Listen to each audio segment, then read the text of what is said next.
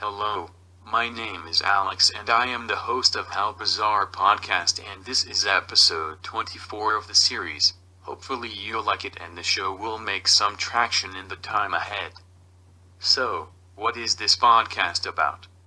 It's about storytelling, and especially about stories that are obscure, unknown to the wider public, strange and sometimes inexplicable, content that somehow never got the attention it deserved. Stories that are forgotten in the mists of time regardless if they happened yesterday or some centuries ago. So if you are attracted to bizarre, shocking or just plainly weird stuff, I think you'll find this podcast very informative and perhaps even entertaining. This podcast is for mature audiences and listener discretion is advised. All that being said, now let us dive into the 24th episode of How Bizarre Podcast. This episode bears the name Larger Than Life. This is one of those wonderful larger-than-life mysteries, which surpass even the most daring movie scenarios, which remain unsolved even after decades and only fuel the fame of the legendary perpetrator, an obvious devotee of the doctrine of individual expropriation.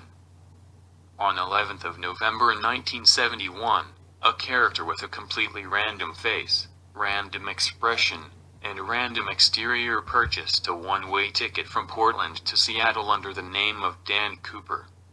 He took his seat along with 35 other passengers, and after some time he summoned the flight attendant to give her a note.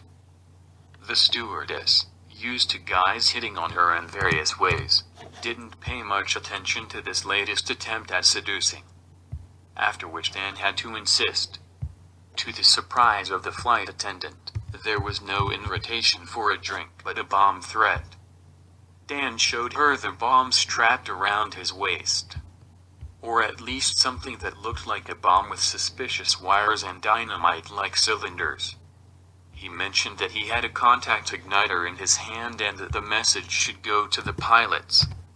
Cooper turned out to be a humble hijacker, demanding $200,000 or about $1.4 million in today's money. He wanted the money to be delivered in $20 bills. Except for the money, he unexpectedly demanded 4 parachutes, and refueling the plane when it landed in Seattle. In return, he would release the passengers. The pilots were notified of this situation and they notified air traffic control, who in turn notified the FBI. They were advised to comply with the kidnapper's demands. There was not much time to fulfill the hijacker's demands, about 2 hours at most, but despite that, the police allegedly managed to record the serial numbers of the banknotes and slip him a fake parachute among the 4 delivered. After landing, Cooper turned out to be a kidnapper true to his word, a gentleman thief if you like, and released all the hostages.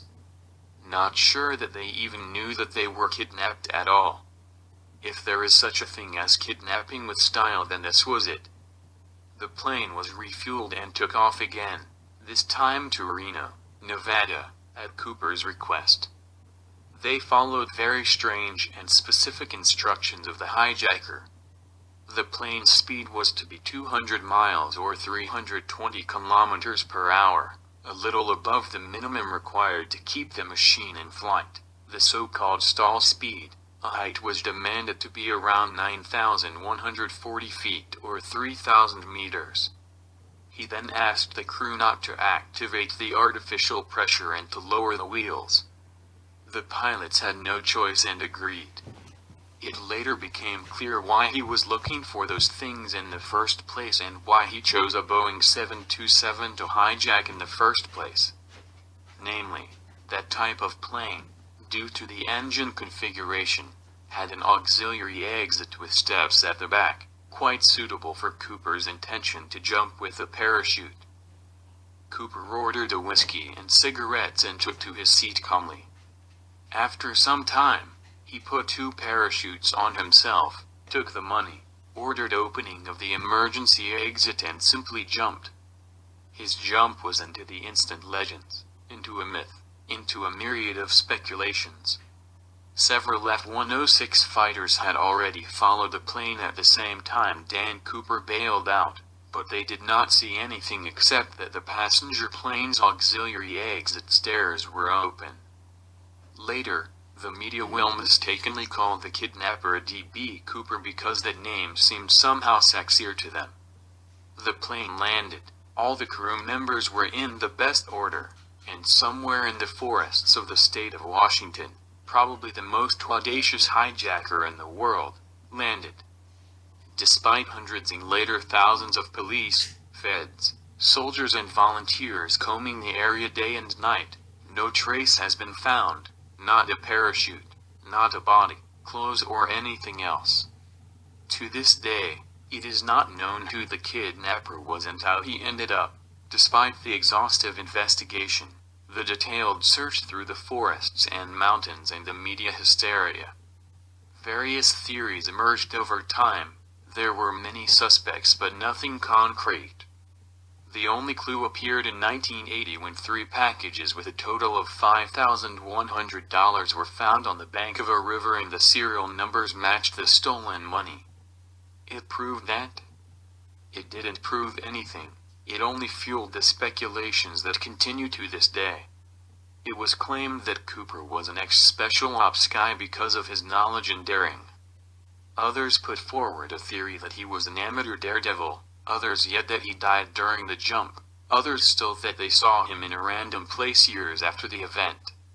Whatever the truth, one cannot help but wonder.